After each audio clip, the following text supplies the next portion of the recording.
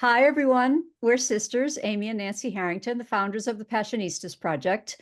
We've created an inclusive sisterhood where passion-driven women come to get support, find their purpose, and feel empowered to transform their lives and change the world. On every episode, we discuss the unique ways in which each woman is following her passions, talk about how she defines success, and explore her path to breaking down the barriers that women too often face. Today, we're talking with Alicia Robbins, who holds the record for being the first female cinematographer to become a full-time DP on a Shondaland series, where she worked on Grey's Anatomy for seasons 16 and 17. For season 3 of Bridgerton, she shot 4 of the 8 episodes, leveraging her extensive experience and creative brilliance to honor the show's aesthetic while pushing its boundaries. So we are thrilled to welcome Alicia Robbins to the show. Yay. Thank you. Thank you for having me. Thanks so much for being here. We're really excited. We're big Bridgerton fans, and we've watched Grey's Anatomy for, I don't know, what was it, been 45 years or something like Years and all of years our and lives. years. So Alicia, what are you most passionate about? Oh my gosh, besides filmmaking? Or a film, that can be You're your. right. Yeah. I mean, honestly, what I'm most passionate about is being with family and being able to travel. So honestly, I like it if my filmmaking career can lead into that too. So having 7 months in London for Bridgerton was wonderful because I'm getting to travel and work and live in London and explore and really get to know the city. So very passionate about travel for sure. But yes, filmmaking is my heart, and it has always been, at least for over 23 years now. So where does that love of filmmaking come from? Were you into movies and TV as a kid? I was, but I didn't really know I wanted to be a filmmaker. I grew up in a musical family, so piano teachers. My parents are piano teachers, voice teachers. Um, did a lot of musical theater growing up, so I was definitely more on the performance side of things with music.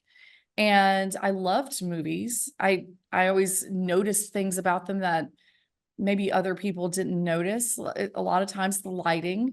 Um, as a kid, I loved that the Roger Deakins version of Secret Garden. Some of the lighting in that is some of the most beautiful lighting I've ever seen. And I used to watch that movie year after year, like over and over and over again. And I think it's just because the lighting was so beautiful with it. But filmmaking, I didn't really discover until I got into college. So I hadn't even really picked up a camera until I got into college for my undergrad.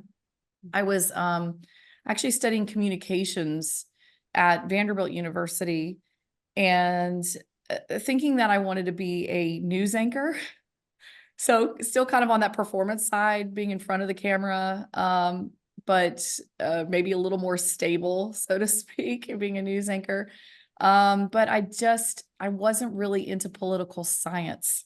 So I didn't like politics. I didn't like, and I'm realizing, oh, this might not work. You kind of have to be into political science to be a news anchor.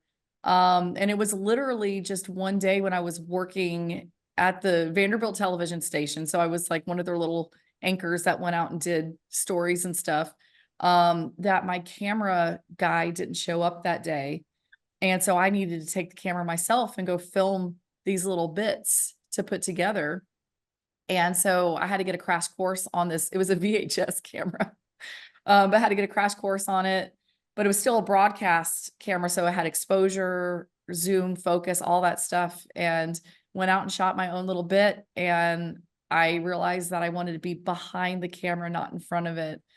So since then, I was starting to figure out, okay, what can I do behind the scenes? What am I interested in there? And cinematography didn't really it wasn't on my radar until I worked as a production assistant on a movie that was coming through Birmingham, Alabama. I grew up in Alabama. And it was a low budget, like $3 million movie. And Wally Pfister, who's now a crazy famous DP, Oscar winner, was shooting this tiny little movie. So this was before he was really attached to Christopher Nolan and doing the big films. And I was really fascinated with what he was doing. And that he was working with a camera and he's working with the lighting and he has a command of the set that I found intriguing. And I knew he was the cinematographer. So I'm like, oh, maybe that's something that I could potentially be interested in. And I really asked him, I said, well, how do you get to do what you do? What was your path? And he said that he had gone to the American Film Institute to get a master's degree. He said, if I was interested in getting a master's in cinematography, that's a great path. And so for the next 2 years while I was at Vanderbilt, I worked on building a portfolio that I could submit to get into AFI. And that's what happened. So I went to AFI right out of undergrad, and I was like, oh, I guess I'm going to be a DP. That's what I'm going to do. Cool. Excellent. So tell us about that AFI experience, and what do you think the most important lessons are that you learned there? Oh, wow. Because I was actually the youngest student there because I was coming right out of undergrad. I was really like a sponge. I just didn't know as much as a lot of the other students did, because a lot of people, they'll go work for a while, then they'll come back and get their master's degree. So me going there right out of undergrad, I was definitely like a new kid, not knowing much at all about camera work and lighting. But I was learning not only from our professors, but also just the other students, because they just had such vast knowledge on things that I just didn't know about at all. So I was really like a sponge, just absorbing everything and just trying to take it all in. But I think besides the technical aspects of things that I learned at AFI, which you do learn a lot on the technical side, the storytelling aspect. So how do you move a camera in a way that's telling the mood of that beat? What lens sizes are saying about a character, a wide close up on a wide lens versus like a pulled back close up on a long lens. How does that feel? Like that was a demonstration that I remember our professor Bill Dill did early on. Like what are you feeling when you have a long lens close up versus a wide lens close up? And it's a feeling. So understanding character and how to convey those characters on the screen through lighting and lenses and all of that. So it was the storytelling aspect of it that I still think to this day I'm applying to my cinematography that I had learned over 20 years ago at AFI. So I got a lot from it. That's amazing. And was it a good gateway to getting work in the industry? I thought it was, because you often form relationships just with your other colleagues that you're going to school with. So a lot of the work that I did right out of AFI was with other students. So, and because we all have different connections in different fields, it was like one of them became a gaffer on some like Hallmark movies, and they're like, well, we have some great electricians that we can bring in. So I did electric work on some Hallmark movies for a while because we were crewing for each other. And also AFI students have a tendency to want to hire from the school, even from other years.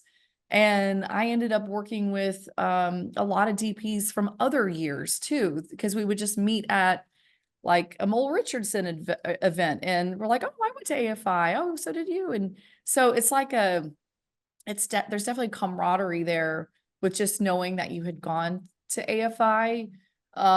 Because for the most part, if you've graduated from AFI, you're probably a decent crew member because you have to do so many cycle projects and you have to work on so many thesis projects that you're getting a pretty good crew education on these projects. So you feel pretty confident that you could bring in an AFI grad to work on your project, and they're going to do a pretty good job. Yeah. So I just want to take a step back for people who are listening or watching and don't know what a cinematographer or a director of photography is. Can you just explain that Oh my briefly so gosh. that they're understanding what we're talking about? Yeah. Yeah. That's a hard definition. It really is, because when you're watching a DP on set, it seems very abstract sometimes, Because a lot of people think that a cinematographer is the person that's physically moving around the camera. So they're the ones behind the camera, operating the camera. And sometimes that is the case. Sometimes you have a cinematographer that is operating the camera. But a lot of the times they're not. So they'll be in a tent somewhere looking at the frames and talking to their gaffer, and then having a headset talking to the camera operators about framing the shot. And so it's observing it, it can look like a very abstract job that's really hard to explain.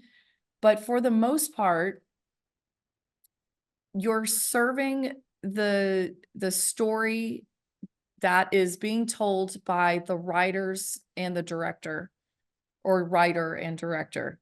And sometimes you'll get directors that have a very clear understanding of what they want visually, and you're there to service that. Like if they know exactly how they want their close up, they know exactly how they want the camera to move, and you can just follow suit with that and offer your opinions as well and just make it better. And then there's other directors that are more of an actor's director, where they can do the blocking and they like to deal with the performance of the actors, but they're really leaning on me for the shot design of it.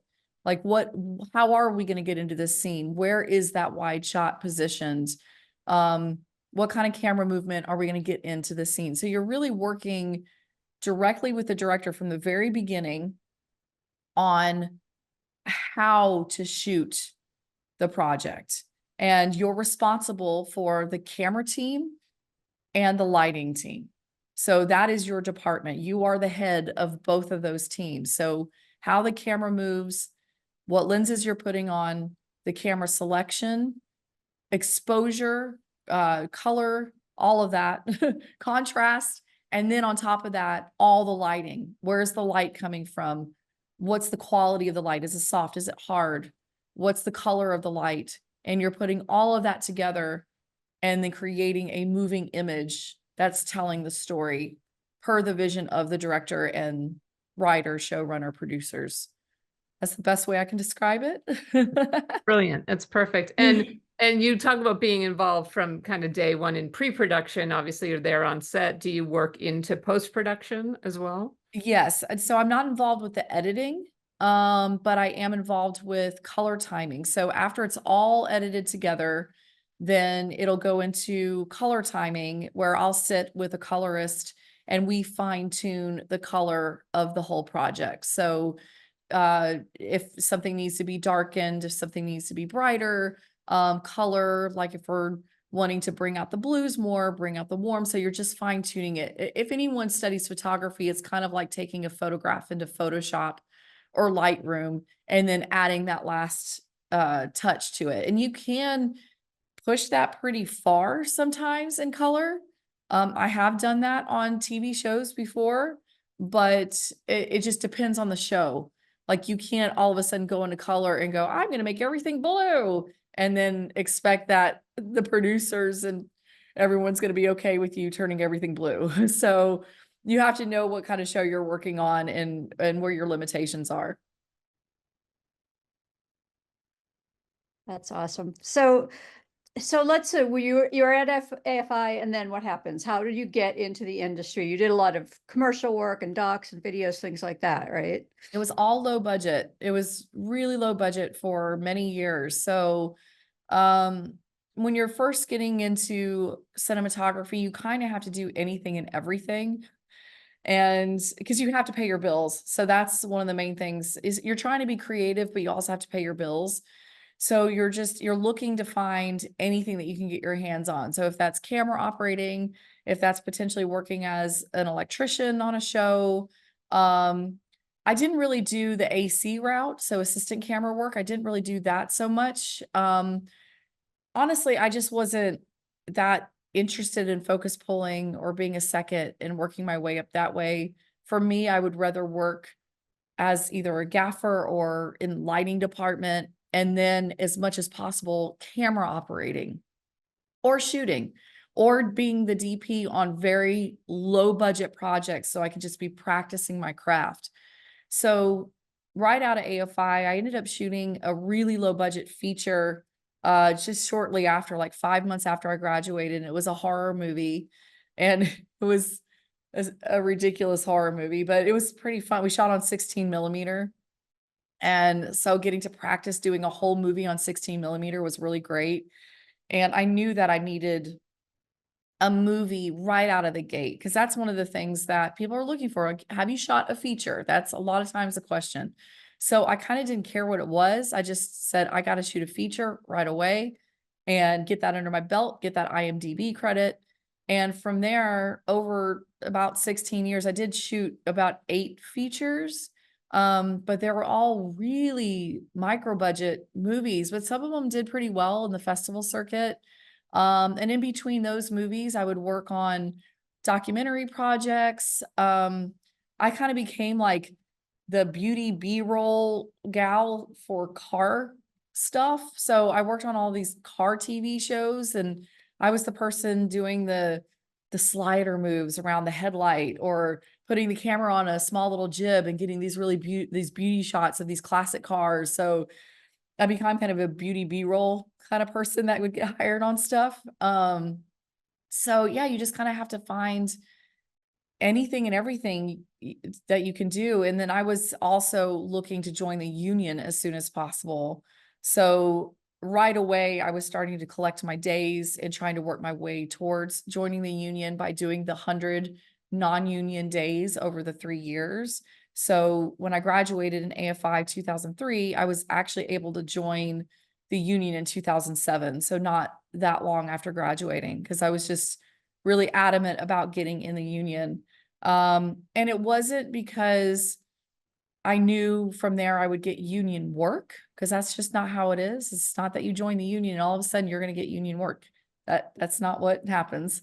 But to be able to say yes to any union job that came my way, even if it was a day playing gig here and there, that was important to me, because I knew that's where I would make my connections and where I could potentially show other cinematographers out there that I could operate the camera, that I potentially could be a full-time hire.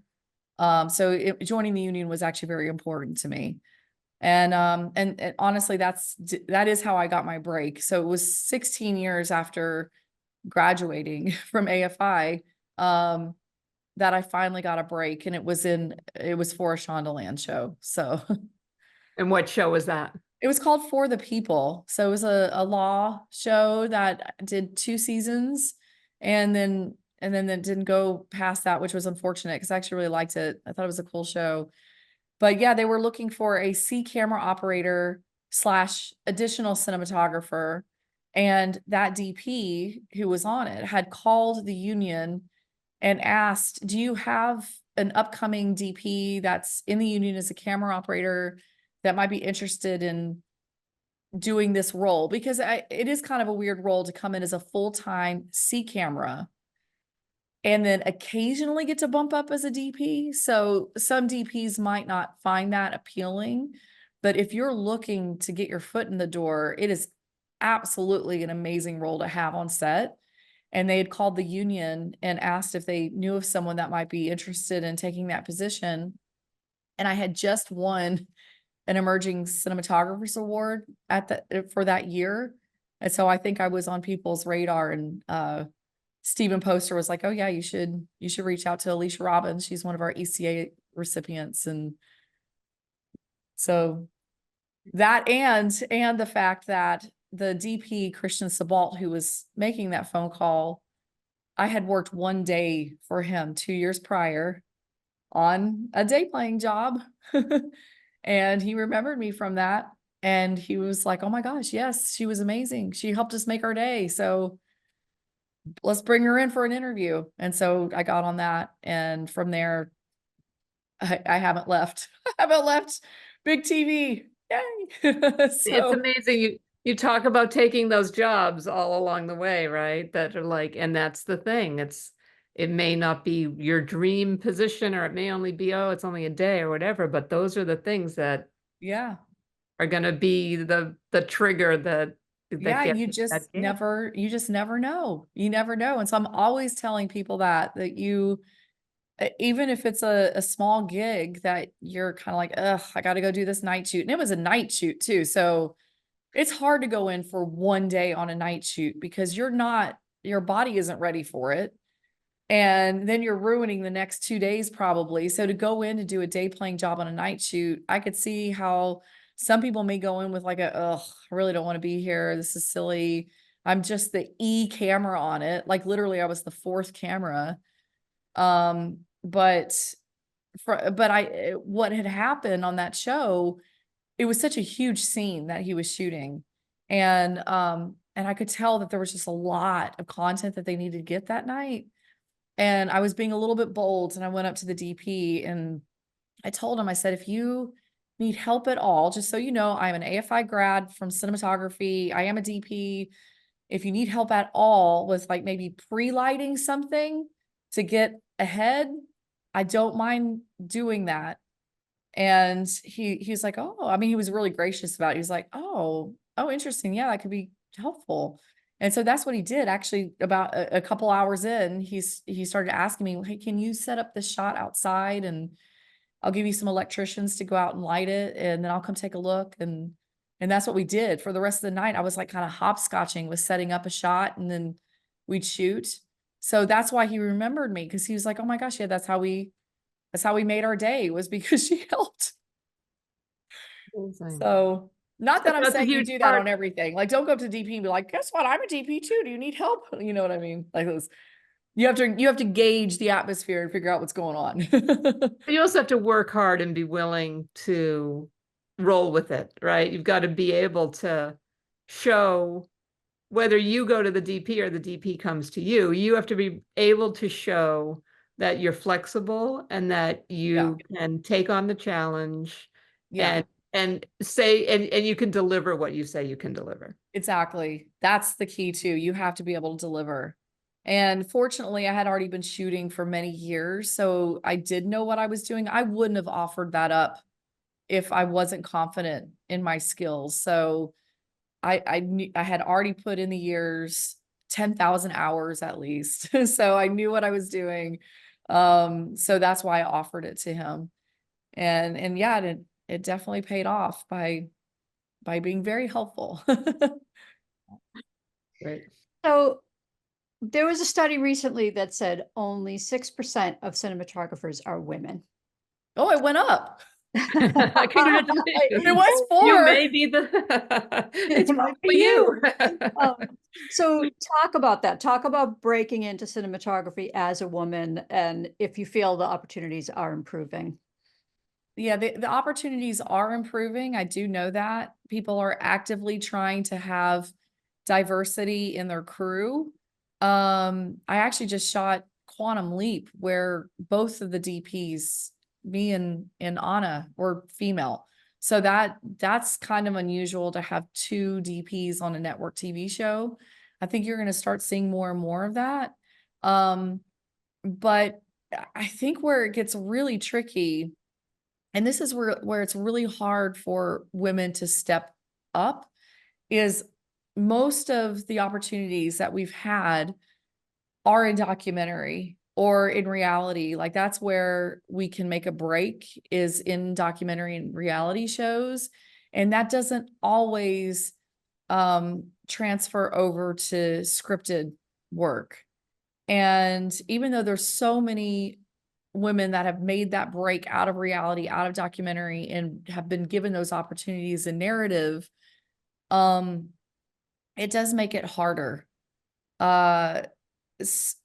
So whereas like before, when I graduated from AFI, I did notice that, and I don't like knocking down guys at all, because I'm married to a man. I love him dearly. We believe us, we're not a man bashing place. So we Yeah. but the reality is, if we don't talk about the limitations that have been put on us, we're not going to be able to know what we need to change. Yeah. We discuss it in the spirit of loving men. Yeah, we're not given the opportunities to try to do the big work. And it does take a Shondaland type show to go, you know what? I don't care if this DP has only done $200,000 features and hasn't shot a big network TV. I want to get this person in here and give them that opportunity. So really getting that C camera position. I mean, I don't know if they were specifically looking for a female. I bet they were, because they are trying to be so diverse. But I didn't have experience on big TV, how to light big TV. And it takes that kind of environment to say, no, we're going to give this person an opportunity anyway. And then everyone has to be on board. That crew was amazing. And I know that it was because the DP, the showrunner, our producing director, they're all like, help her if she needs help. So, like, for instance, working on a dolly, I was always on sliders and stuff because I could never afford having a real dolly on my movies. So I'm always on a Dana dolly or something like that. Rarely would I get a real dolly. So when I was on the dolly, the main dolly grip, he was like, if you want to run down on all the stuff that this dolly does and how it transforms into low mode and blah, blah, blah, and all, he was like, let me know. I was like, yes, please explain. Tell me all of it now if you can. And they did. Everyone was like, they were just really helpful with showing me this unit will give you this quality at this distance, because you're also not working with big lights on independent projects. You're still trying to go for a big look, but you're having to work with smaller gear. So it's really that education of scaling up and also knowing who to talk to about different aspects of your job. So it's like, if you need a plant moved, who do you talk to about that? There are specific people that you talk to about moving a plant. Or who are you talking to about the paint color of the wall versus the actual structure of the wall? Like, those are two different department heads. So knowing who to talk to is also a thing that you have to learn when you're on bigger TV. So and I could see how producers might shy away from hiring someone who's only come from documentary or independent low budget features. But if the person is smart and then they obviously have a style and they're creative, chances are they're going to get it. And in the past, I know that our male colleagues have been given those opportunities time and time again, from just coming out of shooting a really amazing short, and all of a sudden they're shooting a $5 million feature, and you're going, how in the world? Why is it that I'm just scraping by doing all this low budget work, and my male colleague has gotten this amazing opportunity to shoot this big movie, and I actually have more credits? So it does take people from the top to hire those women. And I honestly am trying to make that as part of my task as well, to do a similar thing that Christian Sabalt did for me, like hiring me as a C camera operator that knows that I want to bump up one day. And on Grey's Anatomy, I had that opportunity. I got to hire Jean Tyson as my C camera operator. She's an amazing DP, but I was like, do you want to come and operate? Because potentially you could bump up. And now she shoots Grey's. So she's been on for 2 seasons now as the DP. So I know that that is a way that people can break in, is getting those C camera positions that occasionally gets to bump up as a cinematographer. So you have those opportunities to prove yourself on a bigger set. So anytime that I have control over the hiring, I'm always trying to get women in diversity into those positions as much as I can. That's amazing. It's great when you can finally pay it forward. And yeah, I want to pay it forward more though. It sounds like you will. I mean, now that you're in the Shondaland family, it seems like one of those rare communities in Hollywood where they pull from within and they trust, and the diversity behind the scenes and on camera is insane. So what was that first episode like for you on Grey's? You talked about kind of learning the equipment and stuff, but what was the pressure immense, or were you like comfortable enough with the crew at that point that you were like, okay, Well, because Grey's was a whole new show, because so with For the People was where I was getting my practice. And oh, then Grey's Anatomy was looking to hire a DP to shoot a couple of standalone episodes. And they knew that I was over on For the People. So they asked if I was interested in coming over and doing a couple episodes. And that first episode that I shot for Grey's Anatomy was actually, it was a huge episode. Even though it was a standalone, it was a huge episode, and Debbie Allen was directing. So okay, so there is pressure. yeah, and this was going to be my first hour of TV that I shoot solely as the DP. And it was the famous Hallway of Women episode that apparently is still like one of the most popular Grey's Anatomy episodes ever. And we knew it was going to be a big one. And so there was a lot of pressure. But what was so nice about it was it had time-wise, it worked where I could bring in some of the crew from For the People, because For the People had already wrapped. And so I was able to bring crew over from For the People so they knew me. Because it was a standalone, because Grey's Anatomy had their own crew working on the main unit stuff. But for the standalone, I needed to hire a whole crew. And I'm like, well, I've got a crew. I just got off this show. And so that made it way easier that I could actually bring in people that I knew and that I trusted, and they trusted me. But that was it was a difficult episode.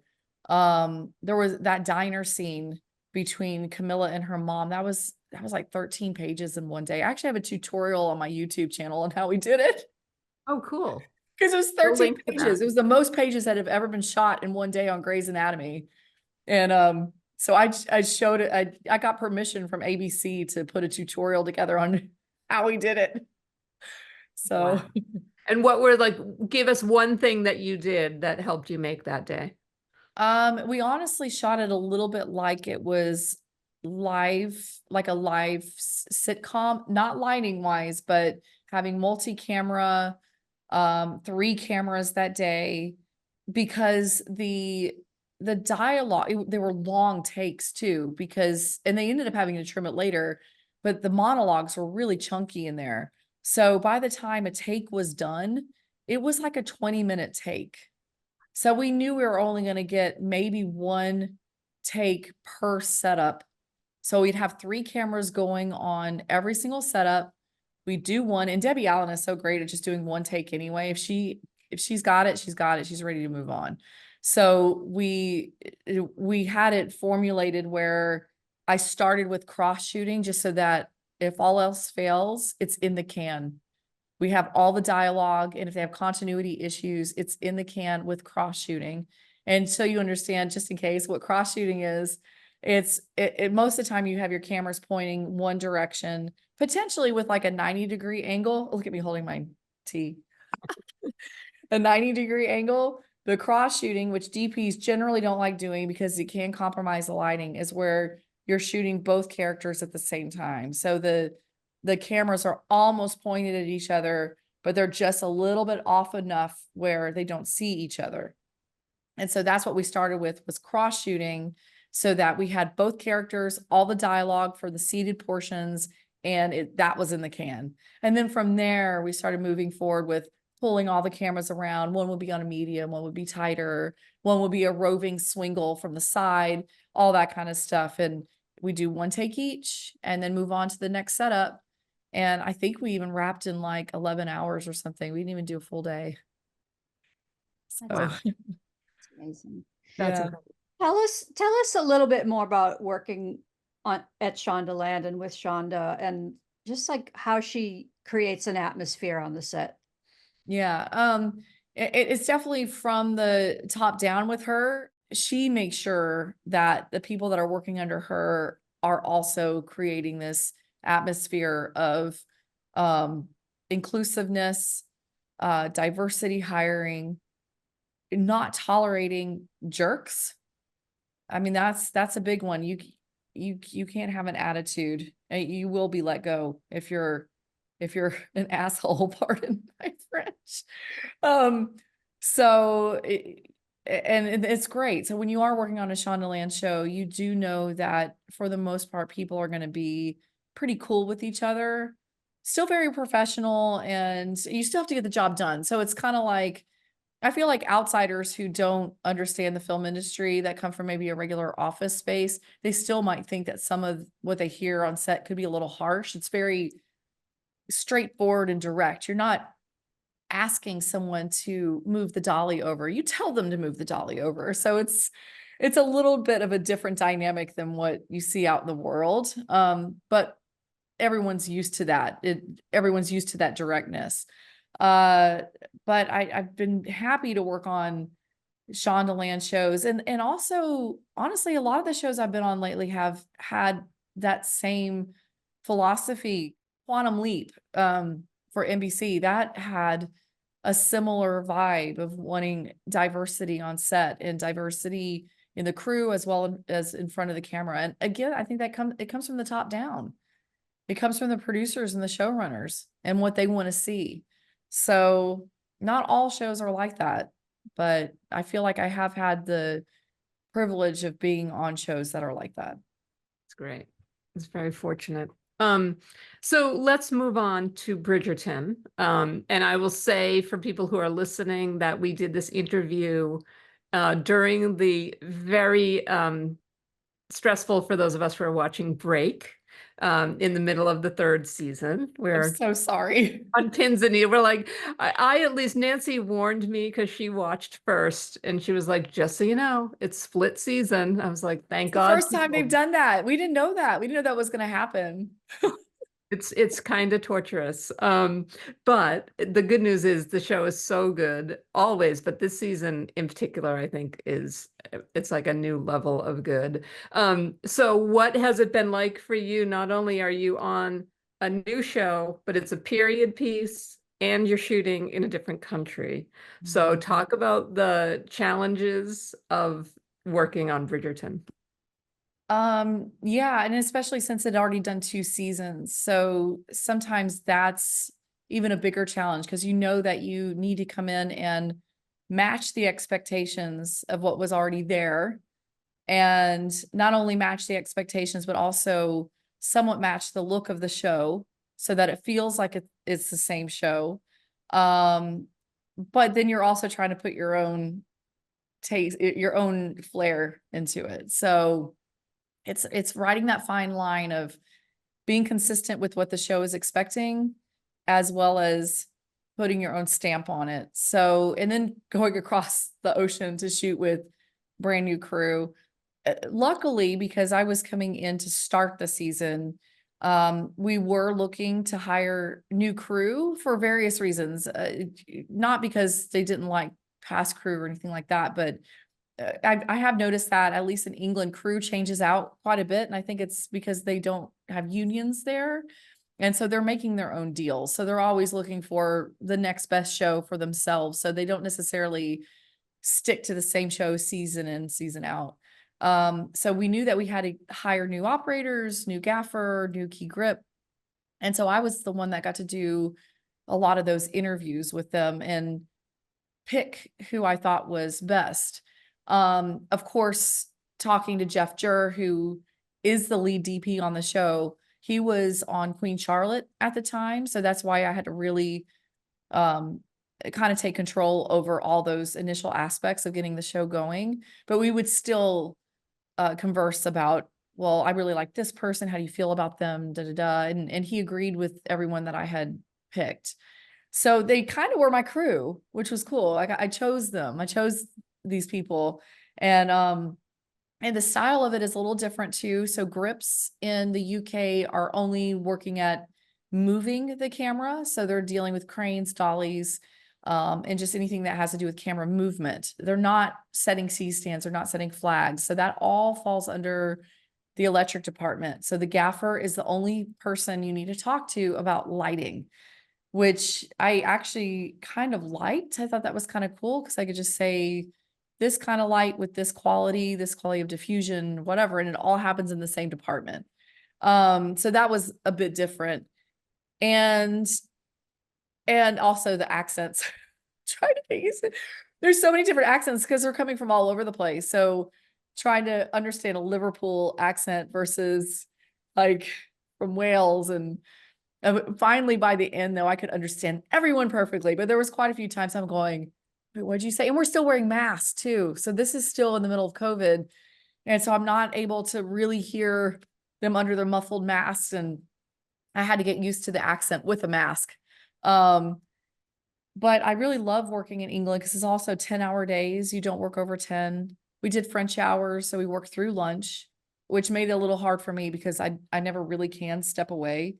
But I did like having the 10-hour days because you feel like you have a life at the end of the day, which is really nice. But yeah, it was a big challenge going into this massive show and knowing that they had these expectations of what it needed to look like. And then I'm also trying to lean into establishing a little bit more contrast this season, a little bit darker in some of the ballroom scenes, which you will see, which you have already seen in episode 2. That is the darkest, at least at that point, was the darkest ball that had been shot for a Bridgerton episode. And that took approval. Like I did lighting tests and everything to make sure that it was in line with what the showrunner wanted. And so I got approval on that look. I didn't just go in and go, I'm going to make it dark. So I was just gonna ask about that. I mean, it's such a beautiful show and it's so grand. Like you have those giant ballroom scenes, you have those promenade scenes with everyone. Like, talk about the scale of shooting that. Just how do you do that? yeah, it's hard. You have to really have a solid plan on how you're going to break things up throughout the day. So you're never going to be shooting all 25 actors at once, for instance. So like some of the ballroom scenes, the scene will have all these characters listed in it, but you know you're not going to shoot all of them at once. So you're trying to figure out, okay, who's really talking together? And then how do you connect that bit of dialogue to then this bit of dialogue that's maybe happening over here?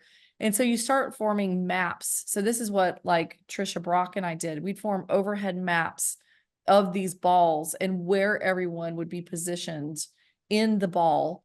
And then how would we connect either through the dance, like with a steady cam shot following the dancers that would lead to the next little pod of people that were talking. So we would figure out all of those pieces of like, okay, where are people positioned? How are they moving through the space? How do you connect with the camera through those areas? And then you work it out with your AD, because obviously they're also thinking about, okay, are you going to see the queen in any of these shots?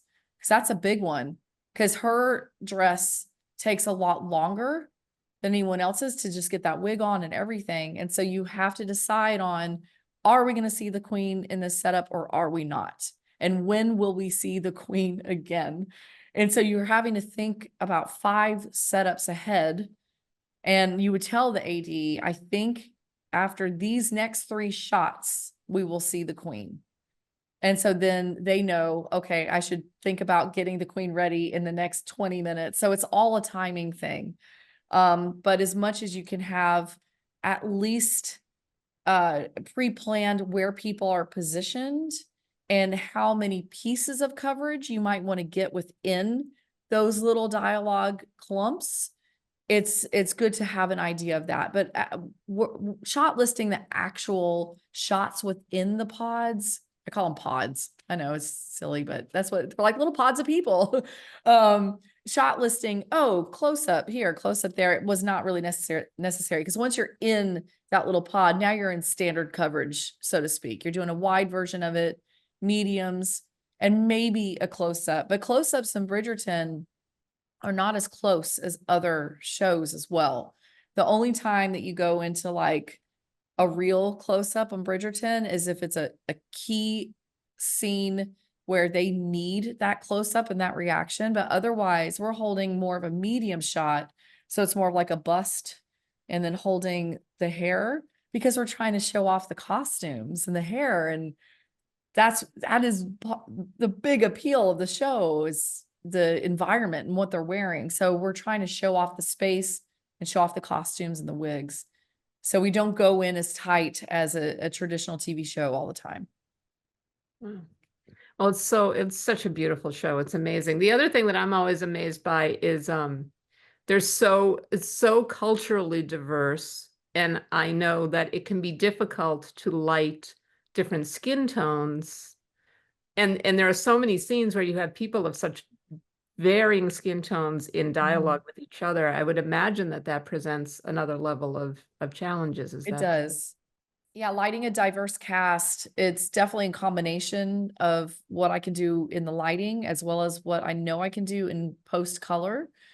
So it's finding that balance of not necessarily having it perfectly balanced on set, but finding at least a reasonable balance where I can either push down or pull back up later in post. But I did have some tools that we would use. We actually had it was a rhodolite Nova, which is this round source that we would end up putting a snoot on it. So like kind of looks like a tunnel. And we'd use that kind of like a spotlight. So if I had a scene where I had really light skin actors with dark skin actors and they were really side by side, then I would light it just overall with a key source. And then in front of that key source or off to the side, I would use this snooted kind of spotlight to hone in on the darker skin character. And it was a soft directional light. So it actually was really pretty.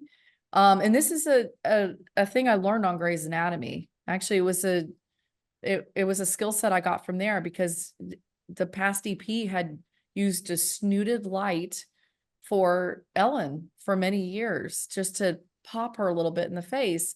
And so I was doing the same thing. So it's definitely a stolen idea. And then I can dial it in. I can dial it brighter or less bright, or whatever I need to do to get that balance on set. And I would have an electrician literally on the head following them around if they had to move through the scene. And we just get it as best as possible. Like, it's not going to be perfect.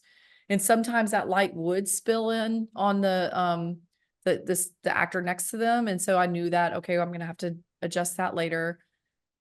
But yeah, it is a challenge. It's just, but I would rather see that diversity on screen than not. So I mean, as a DP, you have to accept that challenge and figure out just the best way to shoot it. And actually my second AD would help us out a lot too, because a lot of times they want to see diversity in the whole frame as well.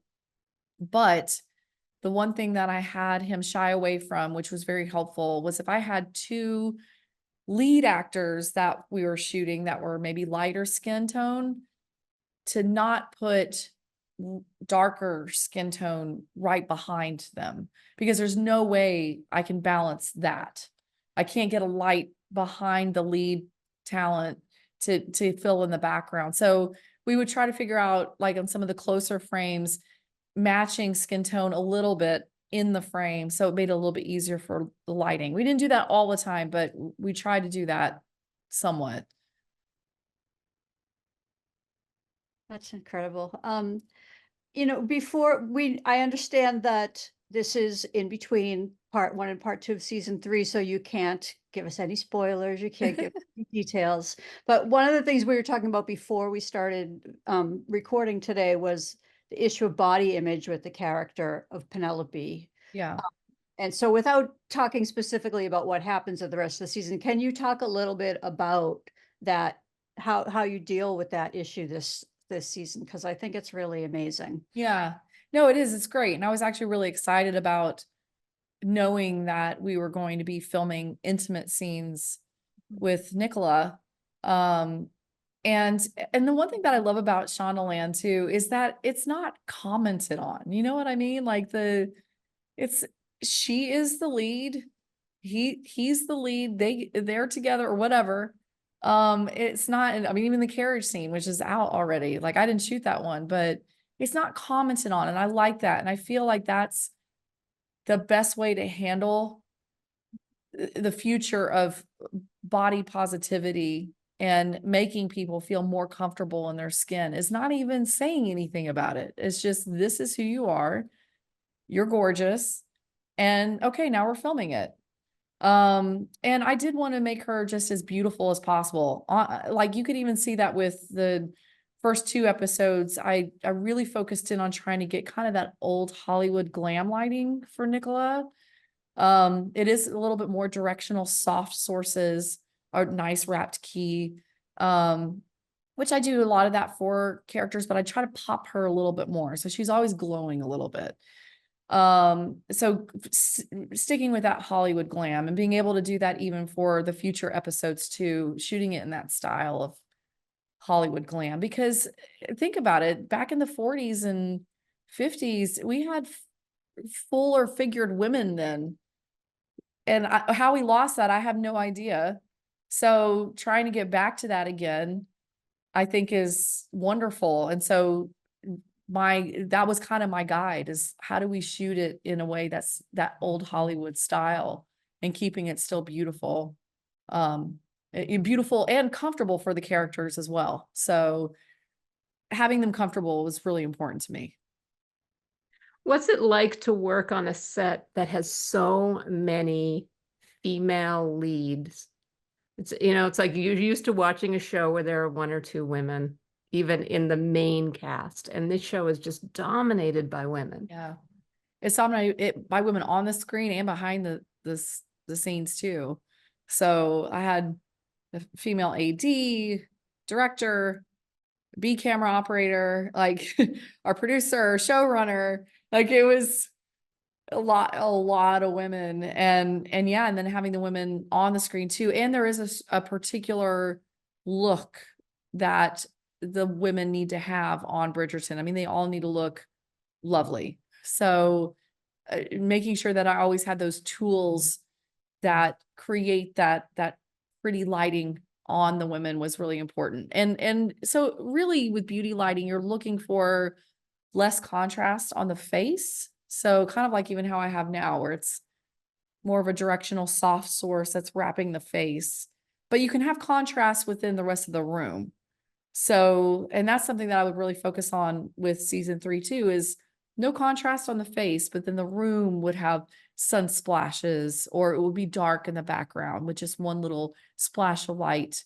But for the most part, always trying to have a wrapped key on the ladies was something that I was going for. So is there something about being a DP that people would be interested to know that we're not asking you? Oh, I think it's the best job on set. I know some people say the camera operating is the best job on set, because you get to do all the fun stuff and you're behind the camera and you're usually making the BTS shots. And so everyone thinks that you're the rock star. So people are like, oh no, camera operating is definitely the best job on set, because even with a cinematographer, you're having to do all of the political stuff too, of managing what can you ask for on the equipment side of things, where are you negotiating having this crane, okay, you might have to give up this light if you're going to ask for this crane. So there is this political aspect of negotiation when you're a cinematographer to get the tools that you need to shoot. But I actually like that part. I think that's really fun. So I mean, gosh, it's just so Wait, hard to can I ask, can explain. I interrupt for a second? So what makes it the best job? The creative aspect of it, I think, is the most fun, because you're painting. You're painting with light and lenses, and you're moving the camera, and you're talking about the design of what those camera moves are. You have a whole team of people under you that's helping you fulfill those shots and fulfill that look. And it's really wonderful when you're using all of these people and their crafts and their expertise, and then it all comes together and you look at that frame on the monitor and you're like, mwah, yes, that is exactly what I was hoping for. And it's just so exciting when you see that frame come to life. Like then all of a sudden you're doing this really complicated camera move. Like actually the first episode, we did this really cool cable cam shot that's like going through the chandeliers. And when we first saw that move with the dancing happening underneath, like the director and I are going, yeah. I mean, you're screaming, you can't help it because it just looks so cool. And that's just the fun part when you're thinking about it in your head of what it might look like. And then you actually see it on the monitor and it's working. And that is the best feeling in the world. That's incredible. So we have, I can't believe it's already been an hour. This has been such a I'm a fascinating. chatty box. Oh, great. Flew by. It was so fascinating. So we just have one last two-part question for you, which is, what's your dream for yourself? And what's your dream for women? It was such a big one.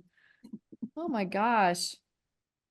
I mean, my dream for myself is to just continue doing what I'm already doing. I don't want this to stop.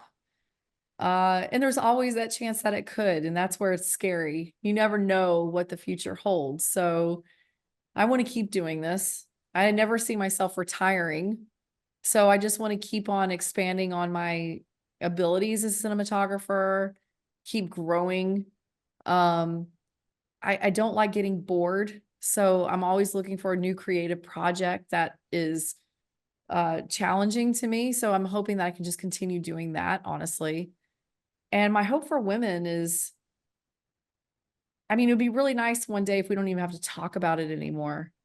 I feel like we have made it when we're not even having to discuss the 6%, or how do we empower women? How do we bring them up? Like if that's not even a topic anymore because we're there, then I would love that. That would be amazing. I don't think we're going to be there anytime soon, but maybe in my lifetime, maybe.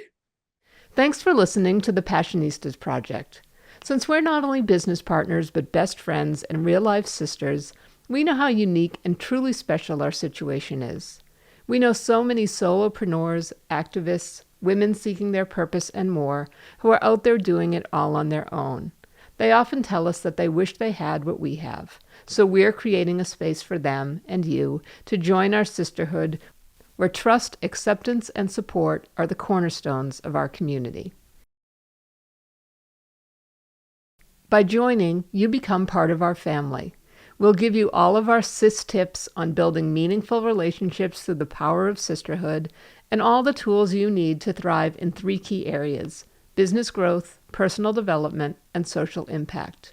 You'll learn from our panel of Power Passionistas, who are experts on topics like transformational leadership, following your intuition, the power of voting, and so much more.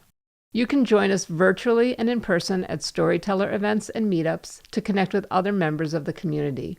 And you'll be able to participate in our online forums with other like-minded women and gender non-conforming, non-binary people who share your values and goals. Be sure to visit thepassionistasproject.com to sign up for your free membership to join our worldwide sisterhood of passion-driven women who come to get support, find their purpose, and feel empowered to transform their lives and change the world.